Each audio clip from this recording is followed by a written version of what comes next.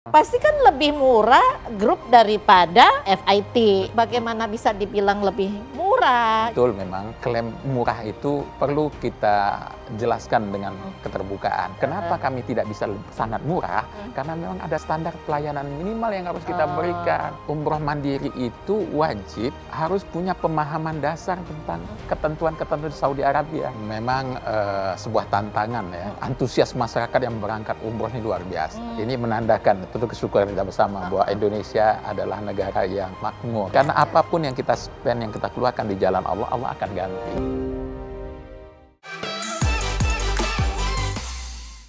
Assalamualaikum warahmatullahi wabarakatuh. Teman-teman BBOH, kita tahu bahwa akhir-akhir ini lagi heboh-hebohnya tentang umroh mandiri. Ada pro dan ada kontra. Tapi sebelumnya kita kepingin tahu sih lebih lanjut apa sih yang dimaksud dengan umroh mandiri. Permasalahannya gimana kalau sampai di sana ya, sampai di Tanah Suci. Apa saja yang perlu kita lakukan dan resiko-risikonya itu perlu kita pahami. Nah kali ini saya mendapatkan tamu ya, satu kehormatan bagi TV One di mana kita dikunjungi oleh Bapak Firman M. Nur selaku Ketua Umum dari Ampuri, yaitu Asosiasi Haji dan Umroh terbesar di Indonesia ya. Pak Ketum, terima kasih hadir di studio kami ya. Ini kita langsung aja ya Pak. Siap. Kepingin tahu lebih lanjut sebetulnya yang dimaksud dengan umroh mandiri itu seperti apa? Karena gini Pak, ini mohon maaf kalau pemikiran saya umroh mandiri ya udah saya pergi sendiri, atau misalnya saya ada pasangan saya pergi sama pasangan saya udah. Tapi kok tiba-tiba ada yang ngajak, oh ini bisa nih umroh mandiri, ini kayak gimana tuh Pak Ketum? Ya, yang pertama adalah perubahan ketiga undang-undang penyelenggaraan ibadah haji dan umroh yang kita kenal sekarang nomor 14 tahun 2025. Mencantumkan salah satu klausul adalah penyelenggaraan perjalanan ibadah umroh dapat dilakukan melalui PPIU yang selama ini menjadi lembaga atau entitas resmi dalam penyelenggaraan umroh dan juga umroh mandiri atau menteri. Ya. Nah, ini kalimat nomenklatur umroh mandiri memang baru hadir dalam undang-undang kita. Namun kami melihat bahwa memang adalah sebuah keniscayaan tentunya ya, bahwa perkembangan saat ini yang mana digital luar biasa, kemudian akses lain sebagainya, dan Saudi juga membuka kesempatan untuk bisa melakukan proses ritual ibadah ini secara melalui website mereka Masar Nusuk. Namun memang ada persyaratan-persyaratan yang harus dipenuhi tentunya. Jadi nggak asal mau berangkat gitu, ada hal yang harus kita penuhi dulu ya. Namun kami dari segi penyelenggara, karena Ampuri ini kan membawahi 760 penyelenggara umroh, tentu melihat hal ini menjadi tantangan tersendiri bagi kami tentunya, karena memang perubahan itu adalah sebuah keniscayaan dan kami melihat bahwasanya perlu pemerintah lebih hati-hati dalam melakukan sosialisasi tentang nomenklatur umroh mandiri. Lebih kepada sifatnya edukasi lah ya, kepada masyarakat ya Pak Ketum ya. Gitu. Karena begini, karena eksistensi PPU ini berjalan sudah puluhan tahun. Dan tugas dan fungsinya pertama adalah PPU selama ini adalah melakukan pembinaan. Ya, proses ibadah perjalanan ibadah umroh itu adalah sebuah proses perjalanan yang berbeda lokasi, bukan di Indonesia namun di Saudi Arabia. Perlu ada persiapan akomodasi, transportasi, dan pada puncak ibadahnya perlu ada pembinaan bagaimana kualitas ibadah tersebut bisa dapat sempurna. Makanya ada manasik dulu. Betul. Ya kan? Karena tujuan perjalanan ibadah umroh itu bukan sebagaimana perjalanan turis lainnya yang hanya berada pada satu tempat menikmati suasana, tapi tujuan perjalanan ibadah itu ada ibadahnya itu sendiri. Salah satu syarat sahnya ibadah adalah kesesuaian dengan tuntunan Rasulullah SAW dalam pelaksanaan. Perlunya adalah mentoring. Nah, peran ini yang kami lakukan selama ini sebagai PPU. Jadi tidak hanya sekedar memberangkatkan, tapi ada bimbingan. Di sisi lain pemerintah luar biasa dalam undang-undang memberikan kewajiban kepada kami sebagai PPU untuk bisa memenuhi SPM standar pelayanan minimal. Bagaimana pemerintah betul-betul melindungi jamaah yang telah membeli paket perjalanan ibadah umroh tersebut mendapatkan haknya. sebagaimana komitmen. Bahkan di kami sebagai PPU ada yang disebutkan harga referensi. Oh, karena sudah ditentukan ya. Untuk menjamin bagaimana jamaah itu punya kepuasan dan kesempurnaan dalam perjalanan ibadahnya. Namun kita tidak bisa menampik realitas yang ada saat ini, sudah ada umroh mandiri. Pertama adalah kita harapkan umroh mandiri ini betul-betul dilaksanakan sebagai maknanya sebagai umroh mandiri. Karena dalam umroh mandiri tersebut ada persyaratan tentunya. Pertama adalah persyaratan administratif, memiliki dokumen perjalanan paspor yang masih berlaku, kemudian memiliki visa. Ya, visa ini yang perlu koordinasi tentunya, karena sampai saat ini walaupun di masa nusuk banyak klaim mengatakan bisa diakses, namun dalam pelaksanaannya sampai tidak ada yang keluar dengan visa langsung. Tapi juga ada aturan kita yang Siskopatu itu, Pak. Nah, undang-undang itu perlu kita pahami, memang harus memiliki visa dan memiliki akomodasi dan transportasi yang dibeli melalui penyedia layanan. Oke, tetap aja juga harus bersinggungan dengan PPIU juga. Kami melihat sebetulnya yang dimaksud dengan umroh mandiri ini adalah berangkat dengan progres yang tidak dalam suatu rombongan besar. Namun, jadi semacam kayak private tour lah kalau kita ngomong yang konvensional, yang reguler. Pasnya kita katakan sebetulnya private tour itu sudah berlaku selama ini. Karena Saudi Arabia, Bu Limi, ketika sudah memberikan kemudahan dan pengurangan pengetatan, namun tetap bagi mereka adalah kepastian pelayanan itu menjadi persyaratan. Jadi jamaah yang akan berangkat umroh mandiri diwajibkan sebagaimana undang-undang menyatakan adalah membeli layanannya melalui penyedia layanan, dan penyedia layanan dalam undang-undang adalah PPU itu sendiri. Atau bahkan kalau seandainya misalnya gini, kita ke Saudi mendapatkan akses di nusuk, kemudian ingin mendapatkan visa, memang ada kewajiban-kewajiban yang harus dipenuhi, akomodasinya lain sebagainya. Nah, kami sebagai penyelenggara ibadah umroh kan punya pengalaman puluhan tahun. Nah, dalam praktek kami memang tidak semuanya berjalan mulus. Ada hal-hal yang terjadi mungkin di luar kemampuan kita, ketidaksesuaian, hotel lain sebagainya. Itu secara entitas bisnis yang clear dan resmi saja, itu bisa terjadi. Ada masalah, apalagi kalau pergi sendiri. Ya, Pak Ketum, Yang kedua, aspek kenyamanan. Ibadah itu perlu ketenangan hati. Betul. Jadi lebih nyaman tentunya kalau seandainya sudah ada yang ngatur. Benar. Dan satu hal yang menarik, Bu Limi, adalah kami sebagai PPU itu sebetulnya yang menjadi saat ini membuat kita kan menjadi keluhan masyarakat kan perjalanan ibadah umroh mahal nih, mandiri murah. Nah, apakah seperti itu? Nah, mohon maaf Pak Ketum, kalau saya kan ngelihat gini, yang PPIU aja ngumpulin orang segitu banyak, itu pasti kan harga tiket aja nih, porsi paling besar kan harga tiket kan. Pasti kan lebih murah grup daripada FIT, ya kan. Bagaimana bisa dibilang lebih murah gitu. Terus kemudian juga ke hotelnya juga demikian. Betul. Harga apa namanya grup. Dengan FIT kita saja kalau seandainya menjalankan rombongan umroh, rombongan kecil dan jumlah kamarnya kurang dari 10, berbeda dengan yang di atas 10. Ini ibaratnya kayak orang beli grosil sama beli retail kan beda ya kan Pak Ketum. Jadi mungkin dalam kesempatan ini kita ingin menyampaikan bahwanya betul memang klaim murah itu perlu kita jelaskan dengan keterbukaan. Pertama adalah mungkin ada 1-2 orang dapat tiket promo.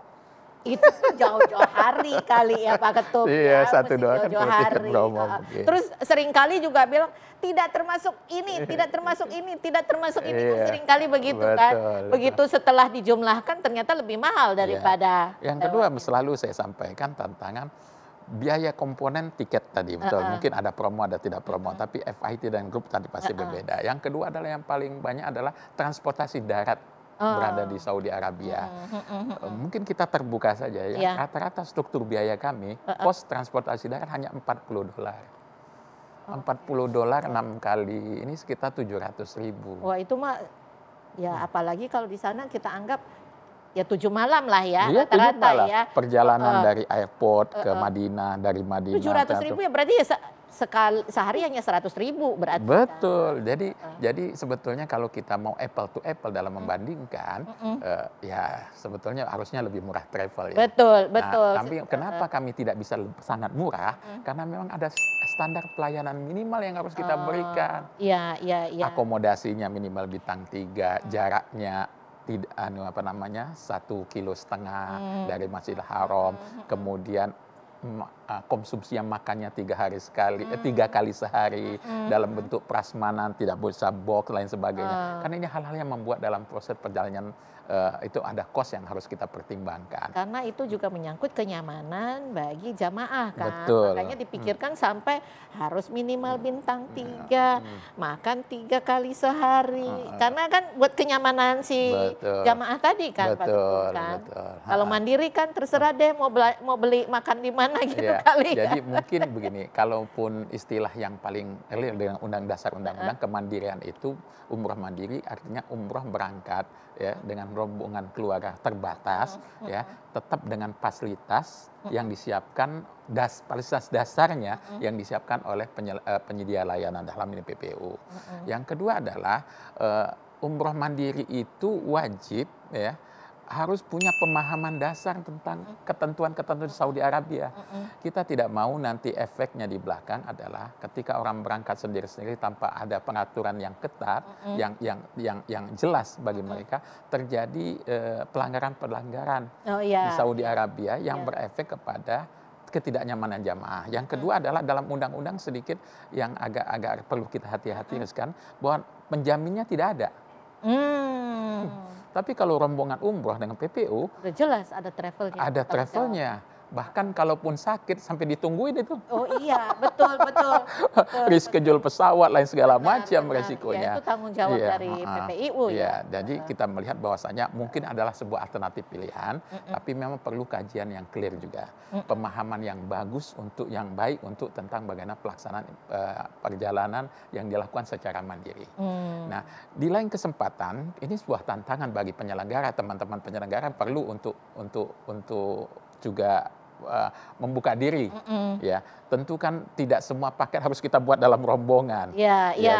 Mungkin sekarang itu lebih customize ya. Gitu ya. Yang kedua adalah dengan berkembangnya industri pariwisata, Saudi Arabia sekarang membuka diri menjadi destinasi pariwisata. Oh iya. Ya.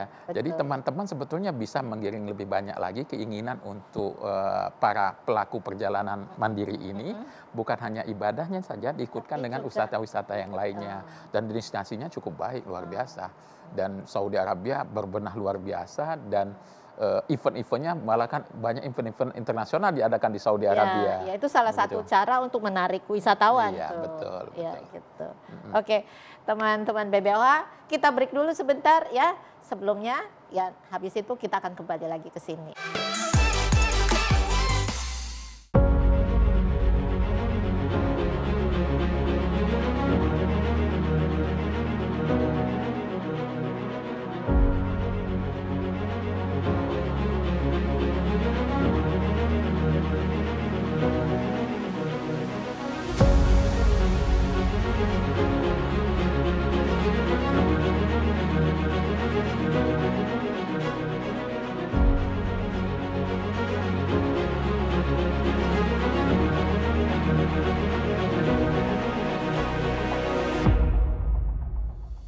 Ya, teman-teman BBOH, kita kembali lagi ya setelah teman-teman melihat apa itu Ampuri, siapa itu Ampuri, segitu gedenya ya sebuah asosiasi yang menaungi segitu banyak PPIU dan yang terbesar di Indonesia. Kita kembali lagi ke Pak Firman M. Nur.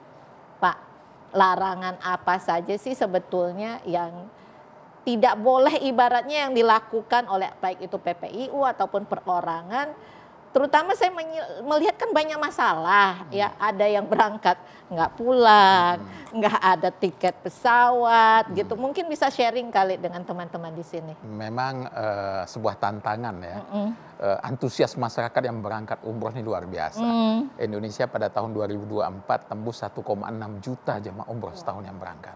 Kalau tahun ini diperkirakan berapa tuh Pak? Tahun lalu aja 1,6. Kemungkinan ada kenaikan, dari jumlah. Ini menandakan tentu kesyukuran kita bersama bahwa Indonesia adalah negara yang makmur. Betul. Karena perjalanannya bukan perjalanan yang murah sebetulnya. Iya, betul. Yang kedua adalah tingkat kesadaran kita terhadap agama itu luar biasa. Dan kita melihat ini adalah kesempatan bagaimana Indonesia akan jauh menjadi negara yang lebih berkah insya Allah. Dengan banyaknya jamaah yang berangkat. Karena ibadah umroh itu, Bu Limi, adalah pembuka pintu rezeki. Jadi salah satu manfaatnya adalah pembuka rezeki. Jadi makanya kita selalu melihat orang yang pulang ibadah haji atau umroh, berkahnya luar biasa. Berkahnya luar biasa. Yang menarik adalah pada saat mungkin tahun ini dia berangkat dia dengan pasangan, terus berdoa, ya Allah semoga dalam 5 tahun ke depan kami bisa datang bersama keluarga. Rata-rata 2 tahun sudah berangkat, Bu Limi. Karena apapun yang kita spend, yang kita keluarkan di jalan Allah, Allah akan ganti. Jadi sebetulnya transaksinya itu. Nah, kami makanya selalu dalam metode penyadaran masyarakat, Anda kalau ada dalam masalah khususnya ekonomi, lebih baik berani berangkat umroh dengan talangan daripada kredit motor. Oke. Karena apa? Ibaratnya begini Pak, ibadah didahulukan daripada duniawinya, begitu ya. Dan banyak success story tentang itu. Nah, yang kedua adalah yang saat pertanyaan tadi adalah undang-undang ini kan membuka keran untuk pelaksanaan penyelenggaraan ibadah umroh mandiri. Tadi sudah saya jelaskan bahwasanya dalam arti umroh mandiri, proses keberangkatannya itu tidak dalam rombongan, bisa sendiri. Yang kedua adalah untuk memastikan akomodasinya diakses melalui penyedia layanan, yang insya Allah dalam turunan undang-undang adalah diberikan kepada PPU tentunya. Dan kami juga sebagaimana membuka diri, tidak harus memaksa orang dalam rombongan-rombongan besar yang sudah terjadwal segala macam. Nah, yang kedua adalah yang kita harus hindari memastikan adalah jangan sampai kalimat umroh mandiri ini itu menjadi sebuah keberangkatan ya yang sebetulnya dikelola oleh oknum-oknum yang tidak bertanggung jawab, yang tidak mempunyai wewenang untuk melakukan proses sebagaimana PPU ujung-ujungnya. Kalau kita ngelihat Pak di sosmed itu umroh mandiri gabung, harga hanya segini, itu kan sebetulnya dia sudah melakukan fungsinya PPIU. Betul. Kan, ya itu sebetulnya yang tidak boleh ya. Itu tidak boleh dan itu potensi untuk kena pelanggaran pidana.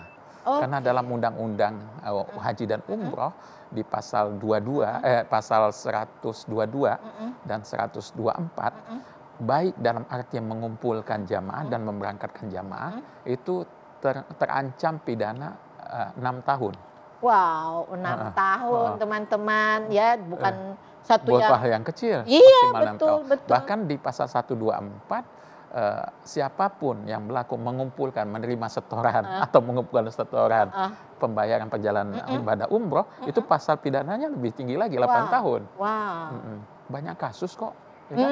Nah, betul kami juga sebagai asosiasi melihat itu keprihatinan kita. Tentu seyogyanya sebuah perjalanan ibadah dibantu. Tidak menjadi akses yang membuat gagal berangkat dan sebagainya.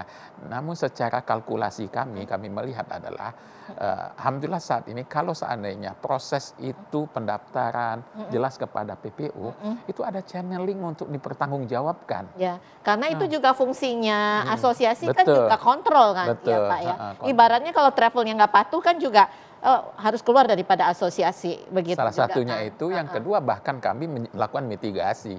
Jika ada anggota kita yang satu dan lain hal berakibat pada tidak mampu memulangkan atau berangkatkan, kita coba carikan mitigasi solusi untuk itu bersama-sama.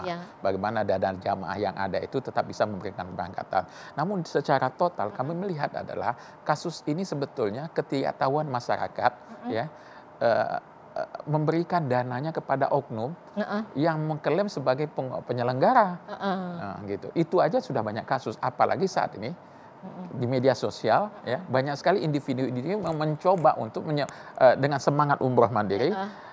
Mencoba untuk mengumpulkan orang, sedangkan dia tidak punya kantornya, tidak tahu bahkan orangnya kita juga tidak kenal karena media sosial ya. Kemudian dibuat event dan kita juga belum tahu pasti apakah dia punya reservasi lain sebagainya. Jadi proses mengumpulkan orangnya aja itu sudah menjadi pelanggaran pidana dalam undang-undang.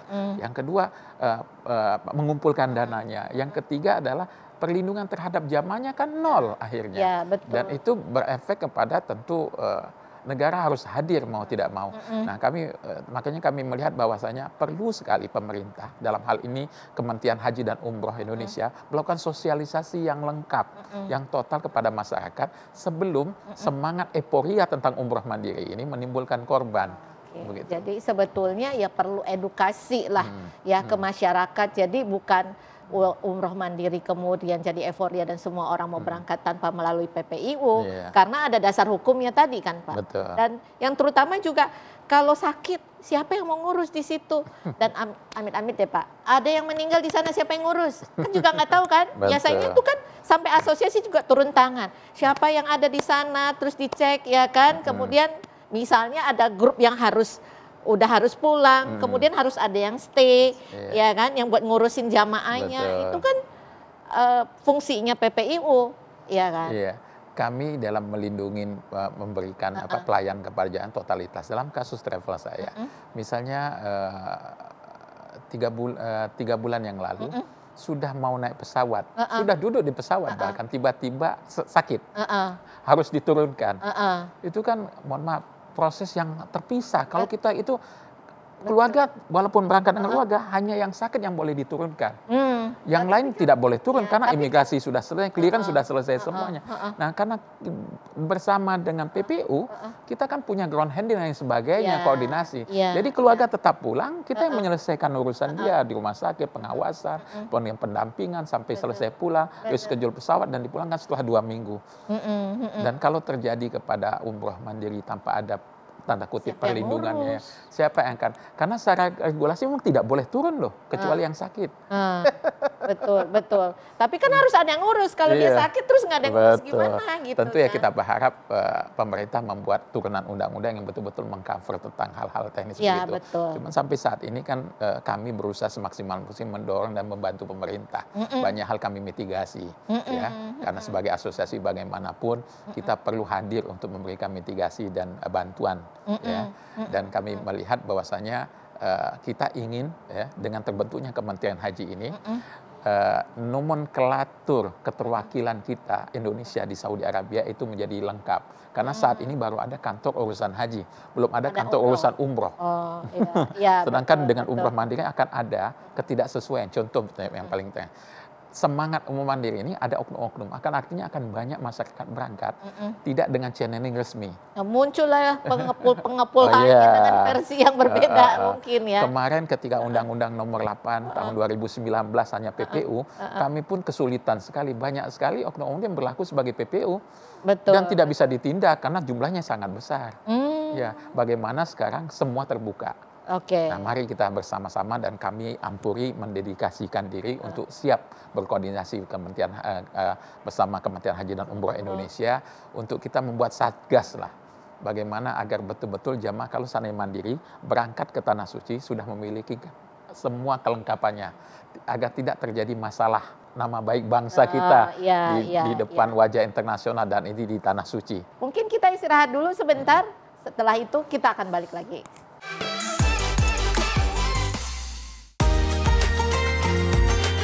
Dengan diberlakukannya umroh mandiri sesuai Undang-Undang Nomor 14 Tahun 2025 tentang penyelenggaraan ibadah haji dan umroh, pemerintah Indonesia secara resmi memberikan kesempatan bagi masyarakat untuk melaksanakan ibadah umroh secara mandiri. Umroh mandiri merupakan pelaksanaan ibadah umroh dengan mengusung semua keperluan sendiri tanpa bantuan agen travel resmi. Namun para jamaah tetap perlu memiliki pengetahuan dan persiapan yang matang, mulai dari pengurusan visa, pemesanan tiket pesawat, akomodasi, hingga transportasi lokal selama berada di Tanah Suci. Meski demikian, pelaksanaan umroh mandiri tetap memerlukan kehadiran perusahaan penyelenggara ibadah umroh atau PPIU. Hal ini untuk menjamin keamanan, kenyamanan, serta standar pelayanan minimum bagi jamaah. Salah satu asosiasi besar yang menaungi PPIU adalah Ampuri atau Asosiasi Muslim Penyelenggara Haji dan Umroh Republik Indonesia. Ampuri saat ini aktif memberikan edukasi terkait pelaksanaan umroh mandiri dan kaitannya dengan PPIU.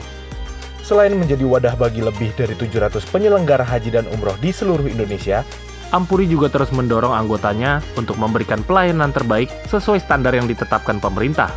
Kebijakan umroh mandiri ini diharapkan dapat memberikan pilihan yang lebih luas bagi umat muslim di Indonesia. sekaligus memperkuat kolaborasi antara masyarakat dan penyelenggara resmi dalam menjaga kualitas ibadah umroh. Oke, teman-teman, kembali lagi di segmen terakhir bersama Ampuri di sini ya dengan Pak Firman M. Nur. Nah, hal yang kita kepingin tahu lagi lebih lanjut Pak Ketum, apa yang akan dilakukan oleh Ampuri ya dalam hal supaya para jamaah, calon jamaah itu pergi dengan ada rasa aman, ada rasa nyaman, tanpa ada rasa was-was. Karena kalau mandiri ke sana apalagi yang belum tahu, belum paham ya kan. Terus terang bukan seperti ke negara yang tanpa ibadah ya kan. Mungkin kalau hanya sekedar belanja atau apa tidak diuber oleh waktu. Ini kan ada ritual yang harus dan proses yang harus dijalankan gitu. Ada dua aspek yang akan kami lakukan. Yang pertama adalah dari segi regulasi. Regulasi. Undang-Undang Nomor 14 Tahun 2025 ini memasukkan istilah umroh mandiri itu dalam kalimat terbuka yang tidak diikat dengan definisi jelas. Oke, jadi sebetulnya apa itu perlu umroh? ada definisi ataupun keterangan-keterangan lebih lanjut ya. Iya, betul. Bagaimana batasannya segala macam itu perlu ada. Karena di pasal 1 sebagai pasal pengertian itu tidak dicantumkan. Makanya kami ingin memberikan masukan pemerintah agar diberikan turunan daripada undang-undang yang jelas memasang batasan-batasannya apa yang dimaksud dengan umroh mandiri. Bagaimana wewenangnya dan siapa yang melaksanakan, bagaimana pelaksanaan secara detail. Walaupun tadi salah satu persyaratan disebutnya punya layanan akomodasi dari penyedia layanan. Namun itu perlu didetailkan. Karena saat ini ketika jamaah mendengar, masyarakat mendengar umroh mandiri, artinya saya bisa jalan sendiri. Iya kan? Padahal di sana harus jelas channelingnya. Dan kita sudah terbukti, sudah tahu banyak kasus-kasus yang membuat kerugian masyarakat. Dan itu menjadi perhatian kita bersama tentunya. Nah, dalam kesempatan ini Ampuri akan memberikan masukan kepada pemerintah untuk konkret. Bagaimana definisi dan turunan pasal-pasal itu betul-betul memberikan perlindungan kepada jamaah untuk kepastian aspek kesempurnaan ibadah, aspek kenyamanan dalam menunaikan ibadah, dan aspek keselamatan, baik dari sebelum berangkat, selama perjalanan ibadah, dan pulang lagi ke Indonesia. Itu yang pertama. Yang kedua adalah kita tentu ingin mengajak semua penyelenggara, ya, PPU khususnya, untuk mulai membuka diri bahwasannya digitalisasi adalah sebuah keniscayaan saat ini. Iya, betul, betul. Itu nggak bisa kita hindari, Pak Ketum. Tapi dengan kayak begini, apa yang dilakukan oleh Ampuri? Karena kalau masing-masing itu ibaratnya harus membangun platform ataupun aplikasi, pasti kan biayanya kan jauh lebih mahal. Betul, betul. Pertama adalah tentu kami di Ampuri sebagai asosiasi, referensinya sudah cukup baik ya, bisa akan membangun tentu digitalisasi, channel digital yang bisa membawahi seluruh anggota kita untuk memastikan bahwasannya pesan-pesan atau paket-paket yang ditawarkan, ya, bahkan kita sekarang dengan kondisi saat ini kita berharap bisa membicarakan dengan pemerintah SPM itu tidak seketat sebelumnya, karena tentu tidak akan apple to apple sekali. Di satu sisi dengan peraturan sangat ketat, ada SPM-nya, ada kewajiban yang harus los banget. Tentu kita ingin berimbang, ya, sehingga kita punya fleksibilitas untuk memberikan tawaran yang menarik kepada masyarakat. Kita ingin juga masyarakat mendapatkan pelayanan yang jauh lebih murah dari saat ini. Jadi bukan lagi minimal 23 juta itu ya? Iya, padahal kita kalau saat ini dengan kelola dengan style umrah mandiri, ya kan, yang segala sesuatunya bisa dihilangkan dari kewajiban harus. Karena lagi bintang 3 ya Pak, nggak apa-apa. Ini jauh naik bis. Iya, gitu. Salah satu alternatif sekarang begitu. Karena di Saudi banyak hotel sudah menyiapkan transportasi, begitu. Dan itu kan sebuah pilihan. Yang kedua adalah tidak mesti semuanya prasmanan. Ya, makannya boleh nasi box atau bahkan tanpa harus ada pelayanan konsumsi. Ya, mereka boleh pergi beli sendiri, makan sendirilah gitu. Karena saat ini Bu Limi, sebetulnya banyak orang kalau berangkat ke satu destinasi, tujuannya adalah wisata kuliner juga.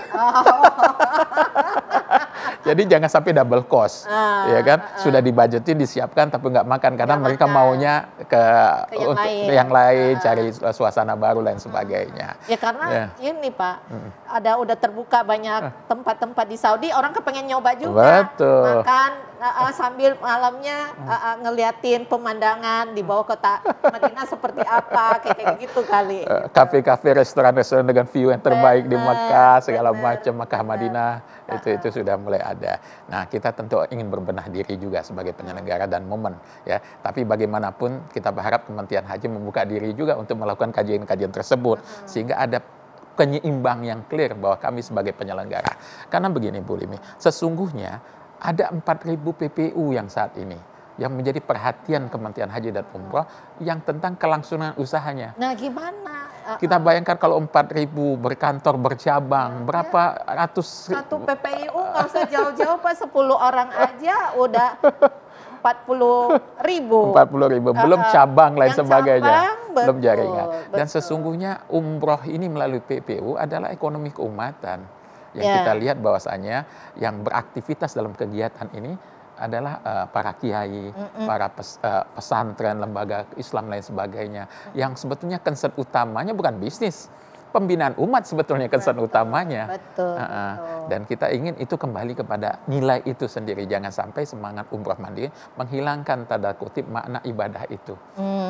Dan ketika PPU ini hadir mayoritas oleh para ustadz, para kiai tersebut ingin membimbing dan melayani jamaah. Oh iya, apalagi ya itu kan juga sebetulnya ada kerjaan juga buat para ustadz ataupun para pembimbing yang jamaah yang bawa jamaah pergi umroh juga kan. Betul. Nah di lain sisi juga kalau saya ngelihat kan Pak, kita untuk PPIU aja syaratnya udah jelas warga negara Indonesia dan beragama Islam. Jangan sampai ini juga dimanfaatkan oleh warga negara lain ataupun yang non Islam mengumpulkan orang pergi.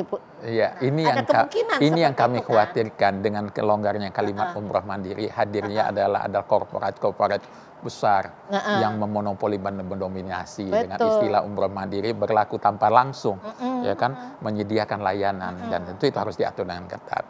Karena kita ingin bukan eksklusif sebetulnya, kita ingin terbuka, nggak ada masalah terbuka, dan kita siap untuk terbuka, namun kita harus memperhatikan.